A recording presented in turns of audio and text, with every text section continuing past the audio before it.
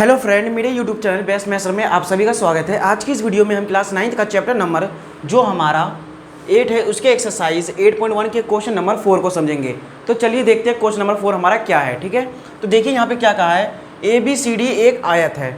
इसमें कहा है कि ABCD एक आयत है। तो चलिए यहाँ पर देख लेते हैं। यहाँ पर हम एक आयत बना देंगे, कुछ इस प्रकार का एक हमारा क्या है, आयत है।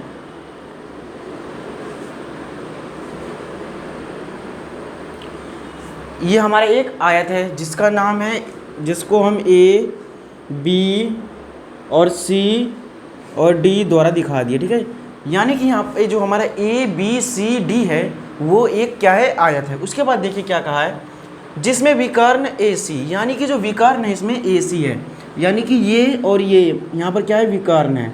इस प्रकार का हमारा एक विकर्ण है। ठीक है, दोनों कोणों, ठीक है, दोनों कोणों A और C को समद्विभाजित करती है, यानी कि जो A है और ये जो C है, यहाँ पर जो कोण बने हैं इसको समद्विभाजित कर रही है। ठीक है, मान लीजिए कुछ इस प्रकार के कोण है जो इसे समद्विभाजित करती है।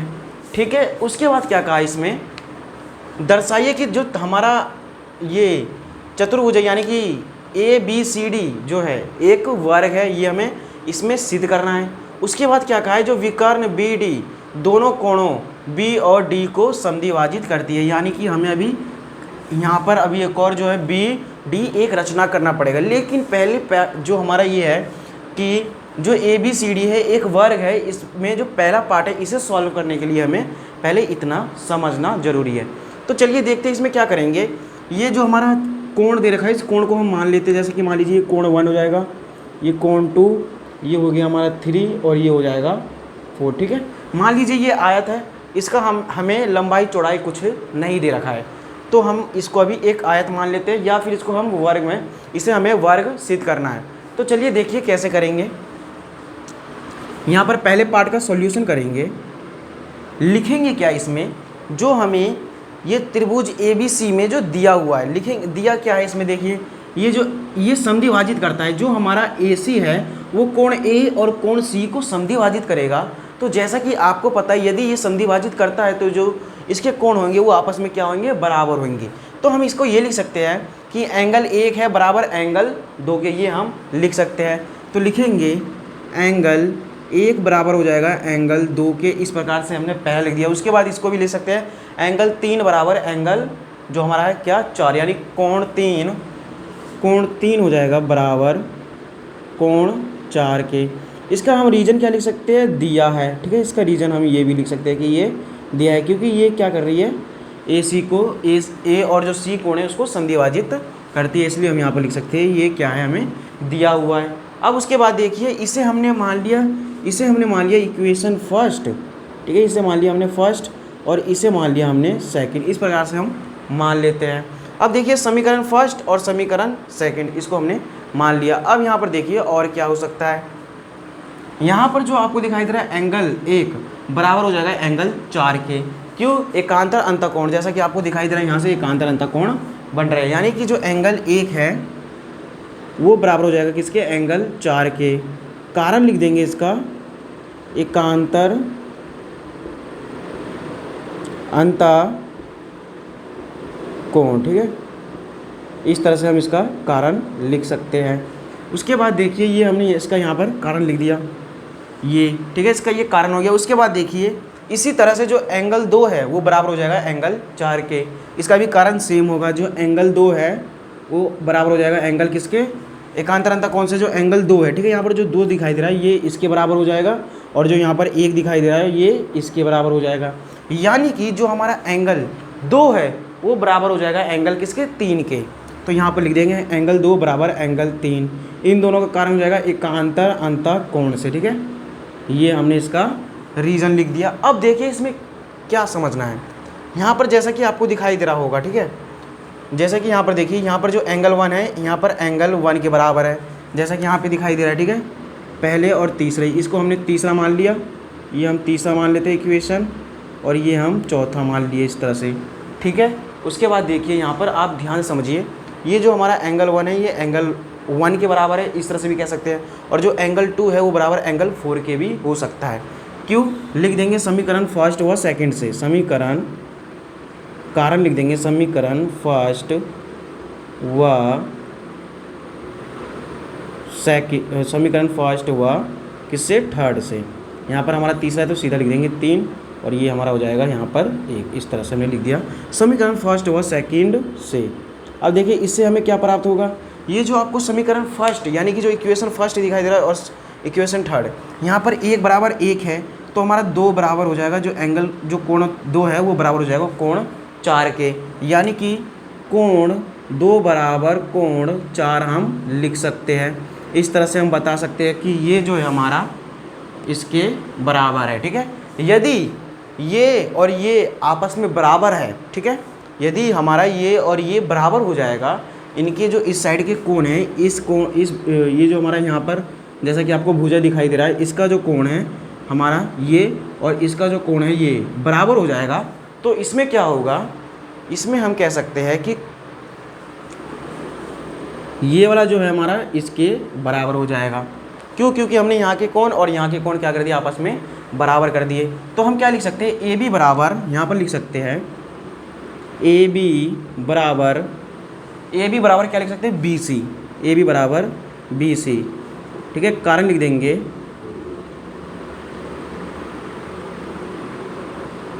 संगत, लिख देंगे कारण संगत कोणों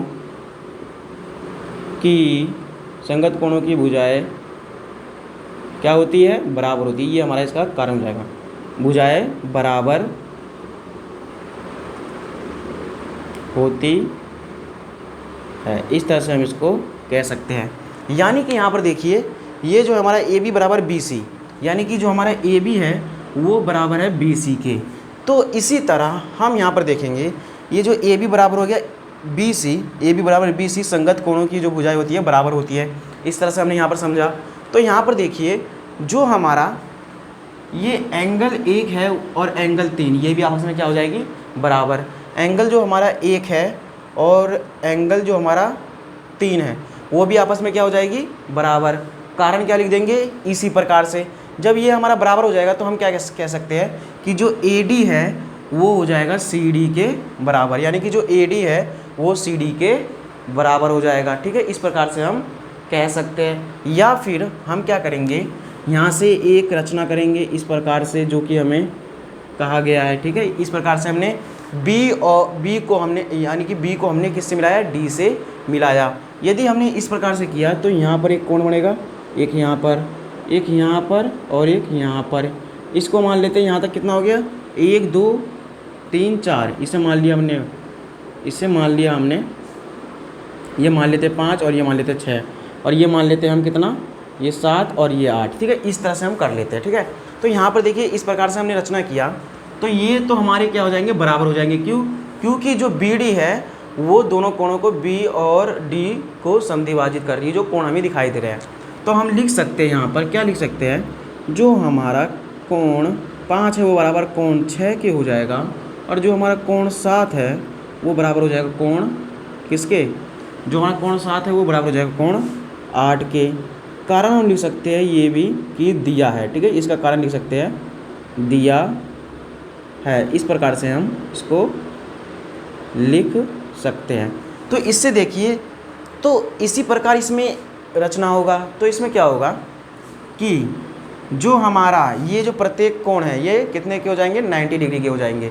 इस तरीके से क्या होगा, जो इसमें प्रत्येक कोण है यहाँ पर लिख सकते हैं प्रत्येक कोण क्या हो जाएंगे, 90 डिग्री के, प्रत्येक कोण 90 डिग्री हो जाएंगे। क्यों?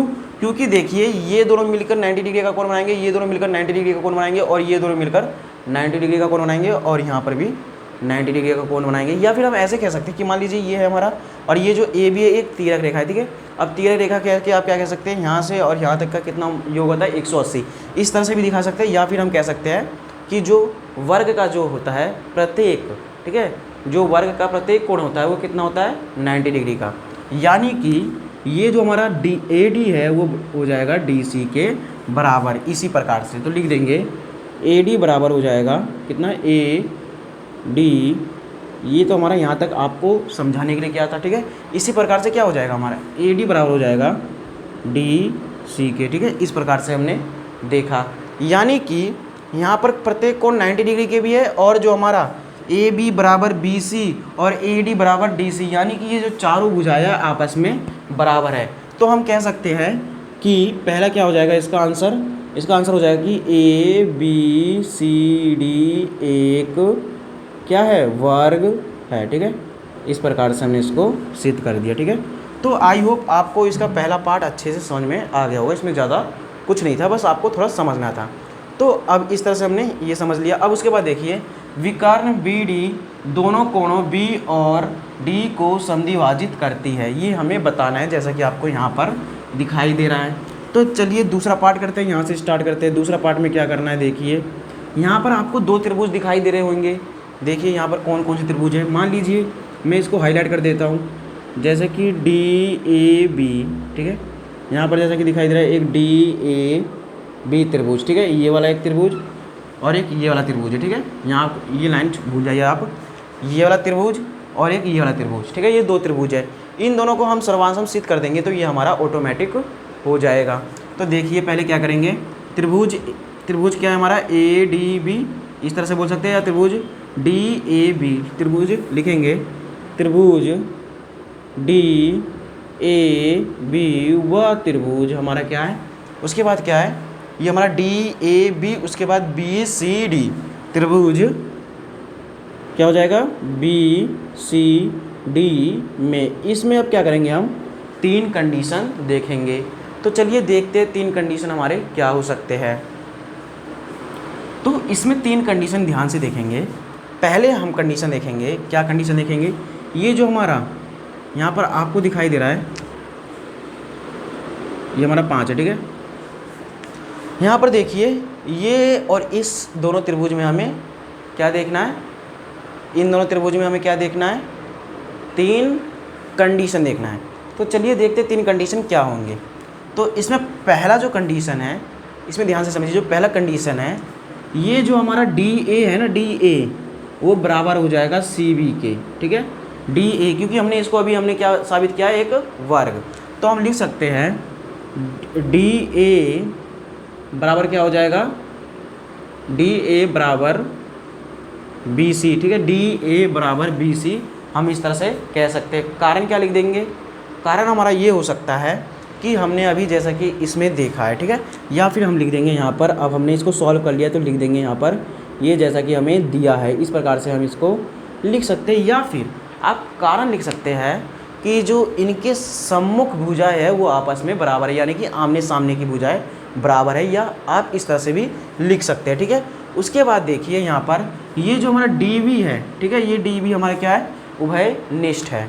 तो यहाँ पर लिख देंगे डी बी बराबर क्या हो जाएगा, डी बी, कारण क्या हो जाएगा, उभयनिष्ठ। इस प्रकार से हम लिख सकते हैं। ठीक है, उभयनिष्ठ। ठीक है, ये हो गया। अब देखिए ये हमने समझ लिया। उसके बाद देखिए ये जो हमारा ये है, ठीक है, यहाँ पर जो आपको दिखाई दे रहा है, ठीक है, ये त्रिभुज में मान लीजिए ये हमारा एंगल ए है इस त्रिभुज का। ठीक है, ये मान लीजिए पूरा पूरा है, और ये भी हमारा पूरा पूरा है, क्योंकि हमने अभी इसको बराबर सिद्ध किया, इसलिए ये इस त्रिभुज के लिए ये पूरा हो गया, और इस त्रिभुज के लिए ये कोण जो है पूरा हो गया। तो यहाँ पर देखिए जो एंगल हमारा है, एंगल क्या, D A B, angle D A B बराबर किसको हो जाएगा, एंगल क्या हो जाएगा, B C D, angle B C D. ठीक है, ये हो गया। प्रत्येक हमारा कितना 90 डिग्री का है, ये भी हम लिख सकते हैं, जैसा कि अभी हमने देखा। तो इसमें तीन कंडीशन निकल गया। अब तीन कंडीशन क्या है, देखिए ये हमारा भुजा, ये भी हमारा भुजा, और ये हमारा हो गया कोण, यानी कि ए से, यानी कि एस ए एस सर्वांग समता नियम से क्या हो जाएगा हमारा, जो यहाँ पर लिख देते हैं त्रिभुज जो है हमारा क्या है, त्रिभुज डी ए बी, त्रिभुज डी ए बी सर्वांशम हो जाएगा त्रिभुज किसके, बी सी डी के, किसके, बी सी डी के। इस तरह से हमने इसको सर्वांशम आपस में सिद्ध कर दिया। तो अब देखिए यहाँ पर जब हमने इतना कर दिया तो हमने इसको सर्वांशम सिद्ध कर दिया, तो हम क्या कह सकते हैं, ये जो हमको यहाँ पर दिखाई दे रहा है, जो कि जो बी और जो कोण डी है उसको समद्विभाजित करता है, ठीक है। तो यहाँ पर जो दिखाई दे रहा है ये आपस में क्या हो जाएंगे, बराबर, यानी कि एंगल 5 जो है वो बराबर हो जाएगा एंगल 6 के, और एंगल हमारा 7 जो है बराबर हो जाएगा एंगल किसके, 8 के। इसका कारण क्या लिख सकते हैं, सी पी सी टी द्वारा, इसका कारण लिख देंगे सी पी सी टी द्वारा, ठीक है। इस तरह से हमने यहाँ पर लिख दिया। कारण क्या लिख दिया, ये जो एंगल 5 है एंगल 6, ये क्योंकि हमने इन दोनों त्रिभुज को क्या किया है अभी, सर्वांशमछेद किया है, इसलिए ये क्या हो जाएंगे, बराबर हो जाएंगे। एंगल 7 बराबर एंगल 8, और जो एंगल 5 है बराबर हो जाएगा एंगल 6 के। इसका हमने कारण लिख दिया by C P C T द्वारा। तो फिर इसका क्या होगा, यानी कि इसका मतलब क्या है, इसका मतलब आप समझ, यदि ये बराबर हो गए, यानी कि ये जो बराबर हो गया, तो इसका मतलब है कि जो डी बी है, ठीक है, जो डी बी है वो दोनों कोणों बी और डी को भी समद्विभाजित करता है। तो हम लिख देंगे इसका, फिर उसके बाद यहाँ पर आंसर लिख देंगे। आंसर क्या लिख देंगे, इसके नीचे हम ये वाला उतार देंगे जो हमें दूसरा दिया हुआ है, ठीक है। इसके नीचे हम यहाँ पर ये उतार देंगे, ठीक है, इस प्रकार से, क्योंकि यहाँ पर आपको दिखाई नहीं देगा इसलिए मैं उतार नहीं रहा हूँ। तो इसके नीचे आपको लिख देना है कि जो विकर्ण है, यानी कि जो विकर्ण आपका जो बी डी है वो दोनों कोण, यानी कि दोनों कोण कौन सा, एक बी और जो डी है को समद्विभाजित करता है, जैसा कि आपने यहाँ पर देखा, क्योंकि ये आपस में बराबर है तो समद्विभाजित करेगा। यदि बराबर नहीं होता तो हमारा ये समद्विभाजित नहीं होता। तो आई होप इस तरह से जो क्वेश्चन नंबर का जो पार्ट 1 यानी कि पार्ट 1 और पार्ट 2 का सॉल्यूशन हुआ। यहाँ से हमारा पार्ट 2 का था और यहाँ से हमारा पार्ट 1, ठीक है।